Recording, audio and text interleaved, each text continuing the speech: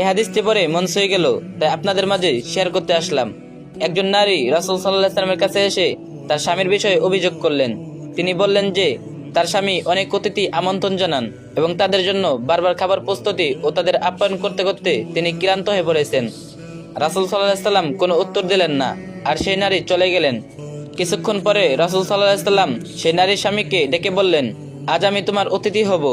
তখন সেই ব্যক্তি অত্যন্ত খুশি হয়ে বাড়ি ফিরে গিয়ে তার স্ত্রীকে বললেন, আল্লাহর রাসূল সাল্লাল্লাহু আলাইহি ওয়াসাল্লাম আজ আমাদের অতিথি হবেন।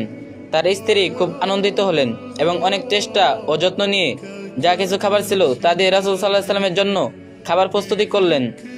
যখন রাসূল সাল্লাল্লাহু আলাইহি ওয়াসাল্লাম তাদের ঘরে এসে তাদের অতিথায়ত সম্মান গ্রহণ করলেন, তখন তিনি সেই ব্যক্তিকে বললেন, তোমার স্ত্রীকে বলো সে যেন সে দরজা দেখে যেখান দিয়ে আমি এই ঘর ত্যাগ করব।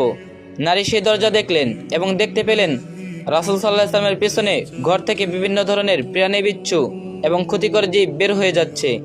তিনি এই দৃশ্য দেখে এতটাই বিস্মিত হলেন যে এবং আল্লাহর মহান কুদরত উপলব্ধি করে অজ্ঞান হয়ে পড়লেন। যখন তিনি জ্ঞান ফিরে পেলেন, তখন রাসূল সাল্লাল্লাহু আলাইহি ওয়াসাল্লাম তাকে বললেন, এটাই ঘটে যখন একজন অতিথি তোমার ঘর থেকে বিদায় নেয়, তার সঙ্গে সঙ্গে সমস্ত ক্ষতি পরীক্ষা নিরীক্ষা এবং বিপদ তোমার ঘর থেকে বেরিয়ে যায়। অতিথির পিছনে সম্মান দেখিয়ে এবং আপ্যায়নের কষ্ট স্বীকার করার পিছনে এটাই হিকমত।